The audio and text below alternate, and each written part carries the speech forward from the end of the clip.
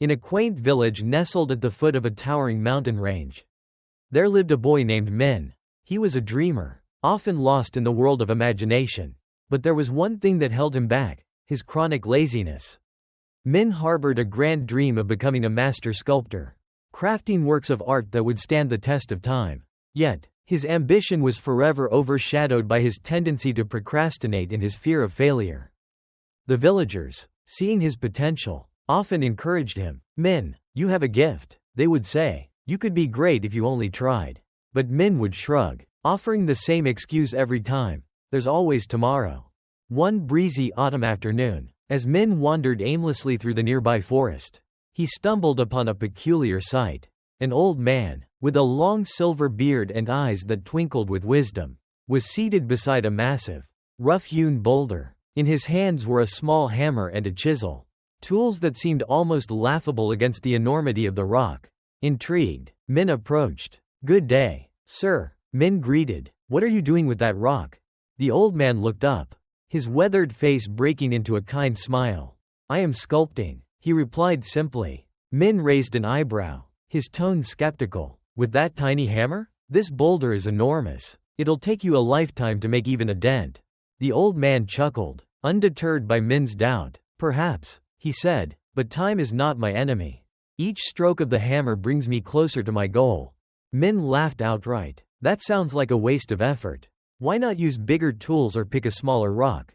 The old man didn't respond. He simply turned back to the boulder and resumed his steady rhythm: tap, tap, tap. Curiosity tugged at Min, and though he found the old man's effort absurd, something about the scene kept him rooted in place. He watched as the hammer struck the chisel with precision, each movement deliberate and unwavering. After a while, Min grew bored and continued on his way, dismissing the encounter as the eccentric antics of an old fool. The seeds of curiosity. The next day, Min found himself drawn back to the forest. Something about the old man's persistence intrigued him. When he arrived at the clearing, he saw the old man in the exact same spot, working tirelessly on the boulder. The only difference was a faint outline that had begun to emerge on the surface of the rock. "What is that supposed to be?" Min asked, leaning closer to inspect the faint grooves. "A lion," the old man replied. Without pausing his work, Min stared at the vague outline. "A lion? It doesn't look like much now." "It will," the old man said with quiet confidence. "In time." Min scoffed. "How long will that take?" "As long as it needs to," the old man replied. There was something infuriating about the old man's calmness. Yet Min couldn't shake his curiosity. He returned to the clearing day after day, each time finding the old man in the same position, his tools chipping away at the rock with methodical patience. Slowly but surely, the rough outline of a lion began to take shape. Lessons in patience. Weeks passed, and Min began spending more and more time in the clearing. He started asking questions, not just about the sculpture but about the old man himself. "Why do you bother?" Min asked one afternoon, sitting on a fallen log. "What if you don't finish before, well, you know?" The old man paused, his hammer resting on the rock. He turned to Min, his gaze thoughtful. "Do you see that river?" he asked, pointing to a small stream trickling nearby.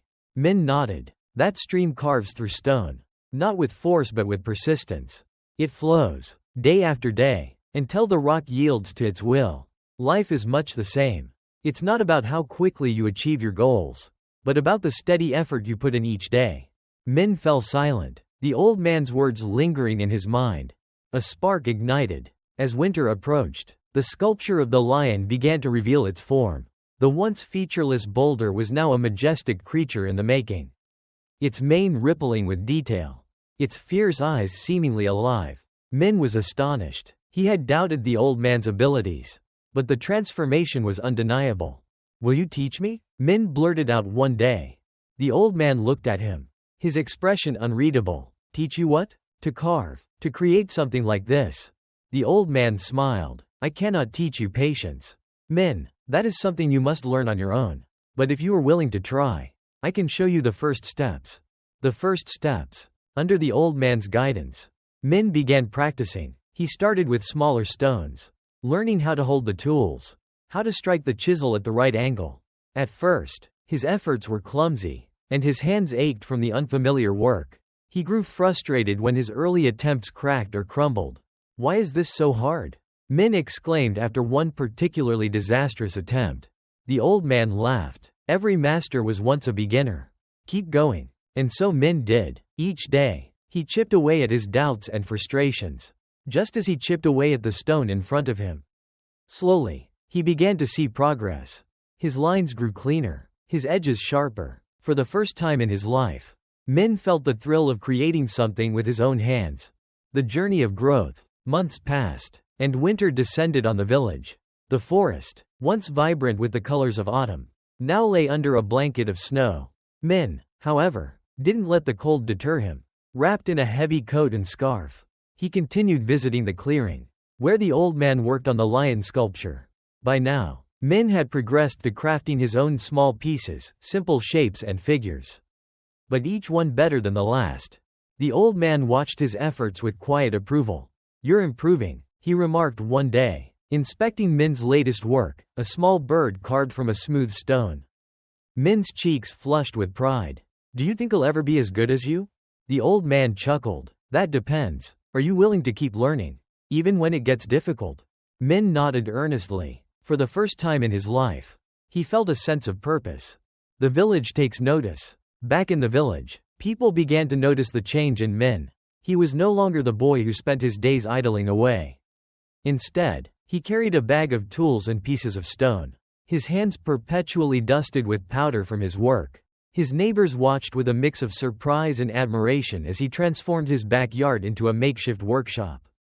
One evening, as Min was chiseling away at a block of limestone, an elderly villager approached him. "Min," she said, "I heard you've been learning from the sculptor in the forest. Could you make something for me? A small statue for my garden, perhaps?" Min hesitated. He didn't feel ready to take on commissions. But the old woman's kind smile gave him courage. "I'll try," he said. Over the next few days, Min poured all his effort into the project. He chose a simple design, a pair of doves perched together. When he delivered the finished piece, the woman's eyes lit up with joy. "It's perfect," she said, pressing a few coins into his hand. Min stared at the money. Stunned, he had never been paid for his work before. The realization hit him. His art had value. Trials and doubts. Despite his growing confidence, Min still faced challenges. Some days, his work didn't go as planned. He broke stones, misjudged angles, and grew frustrated with his own limitations. "Why is this so hard?" he lamented to the old man one afternoon. The old man paused his work, turning to Min with a patient smile.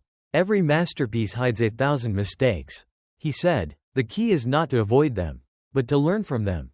Min nodded, though the words were easier to hear than to apply. There were moments when he was tempted to give up, but each time, he remembered the old man's unwavering dedication and the lesson of persistence. The lion emerges. Spring arrived, bringing new life to the forest. Flowers bloomed, and the air was filled with birdsong. By now, the lion sculpture was nearly complete. Min marveled at its lifelike features, the powerful muscles, the fierce gaze, the flowing mane. "It's incredible," Min said, running his fingers along the stone. The old man smiled. "It's almost done. Just a few more days." As Min watched the old man work, he realized how much he had changed. He no longer saw the effort as futile. Instead, he understood that every tap of the hammer, no matter how small, contributed to the whole. A new beginning. One evening, as the sun set behind the mountains, the old man set down his tools for the final time. The lion sculpture stood completed, a testament to his patience and skill. "It's done," the old man said, his voice tinged with both pride and exhaustion. Min stared at the masterpiece, awestruck. "It's beautiful," he said. The old man turned to him, his expression serious. "Now it's your turn, Min. This forest has many stones waiting to be shaped. The question is, what will you create?" Min felt a surge of determination. "I'll do my best," he promised. The first major project. With the old man's guidance, Min took on his first major project, a life-sized statue of a villager. The task was daunting, and Min doubted his abilities at first. But he approached the work the way the old man had taught him, one stroke at a time. The process was slow and meticulous. Min spent weeks studying the villager's features, sketching designs, and experimenting with different techniques. There were moments of frustration, but he kept going, driven by a newfound belief in himself. When the statue was finally unveiled, the village erupted in applause. Min's neighbors gathered around, marveling at the lifelike details. "You've done it, Min," one villager said. "You've become a true artist." A farewell. Not long after the statue's completion, the old man called Min to the clearing. "There's something I need to tell you," he said. Min's heart sank. He had grown to see the old man as a mentor and friend, and the tone of his voice filled him with unease. "I'm leaving," the old man said. "Leaving? Why?" Min asked, his voice trembling. "My work here is done," the old man said. "It's time for me to move on." Min felt a lump in his throat. "But I still have so much to learn from you." The old man placed a hand on Min's shoulder. "You've learned everything you need to know. The rest is up to you. Remember, the true power lies in persistence. Keep chiseling away, and you'll achieve more than you ever thought possible." With that, the old man packed his tools and walked away, leaving Min alone in the clearing. A legacy of stone. Though saddened by the old man's departure, Min took his words to heart. He dedicated himself to his craft, creating sculptures that brought joy and inspiration to the village. Each piece he completed was a tribute to the lessons he had learned and the man who had taught him the value of time and patience. And as Min worked, he often thought of the lion in the forest, a reminder of the power of steady effort and the beauty that emerges when one refuses to give up. A sculpture's reputation. Years passed, and Min's name spread far beyond the small village. His sculptures began to grace town squares, temples, and even the homes of wealthy patrons. Each piece bore the unmistakable mark of his dedication, a combination of lifelike detail and a deep emotional resonance. Yet, despite his success, Min remained humble. He often visited the clearing in the forest, where the lion sculpture still stood as a silent testament to his journey. There, he would reflect on the lessons the old man had taught him, drawing strength from those memories whenever he faced challenges. One day, as Min worked on a new commission, a young boy approached him. The boy's hands were rough and calloused, evidence of a hard life, but his eyes shone with curiosity. "Are you the famous sculptor?" the boy asked.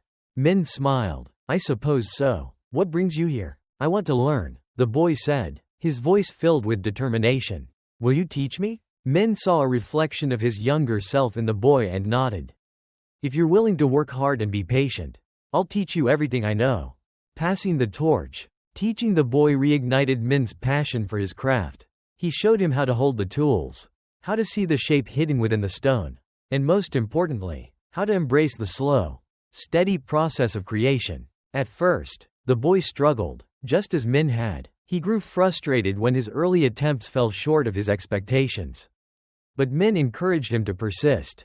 "Every mistake is a step forward," he reminded the boy. "Keep chiseling away, and you'll improve." As the seasons changed, the boy's skills began to blossom. He created his first small sculpture, a turtle carved from a river stone, and presented it to Min with pride.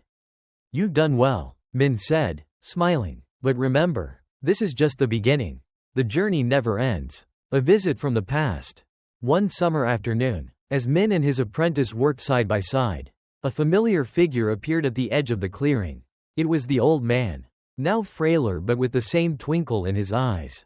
"Master," Min exclaimed, rushing to greet him. The old man laughed softly. "You've done well, Min. I always knew you would." Min led the old man to his workshop, eager to show him all he had accomplished. Together, they admired the sculptures, each one a testament to the old man's teachings. "This is your legacy," Min said, his voice filled with gratitude. The old man shook his head. "No, Min, this is yours. You took what I taught you and made it your own. That is the greatest achievement of all." The final lesson. Before leaving, the old man shared one last piece of wisdom. "Min," he said, "remember that true success is not measured by what you create, but by how you inspire others to create. The greatest sculptors are not the ones who carve the finest statues but those who help others see the beauty within themselves." Min nodded, understanding the depth of the old man's words. "I'll remember," he promised. The old man smiled, his eyes softening. "Then my work here is truly done." With that, he departed once more, leaving Min to carry forward the torch of inspiration. A legacy cemented. As Min grew older, He continued to sculpt, teach, and inspire. His apprentice became a skilled artist in his own right. And together, they created works that celebrated the beauty of life, resilience, and the power of time. One day, long after the old man had passed, Min returned to the lion sculpture in the forest. He sat before it, reflecting on his journey, the doubts he had overcome, the lessons he had learned, and the people he had inspired. Carved into the base of the lion were the words the old man had once spoken to him. Time and persistence are the greatest sculptors of all. Min smiled, his heart filled with gratitude. He had learned the truth of those words and seen their power transform not only stone but also lives. As the sun set, casting a golden glow over the forest, Min stood and walked away, leaving behind the lion to watch over the clearing, a timeless reminder of what could be achieved with patience and perseverance. Epilogue. Years later, stories of Min and the old man became legends, passed down through generations. Children in the village would visit the lion sculpture, marveling at its craftsmanship and the tale of the boy who learned to harness the power of time.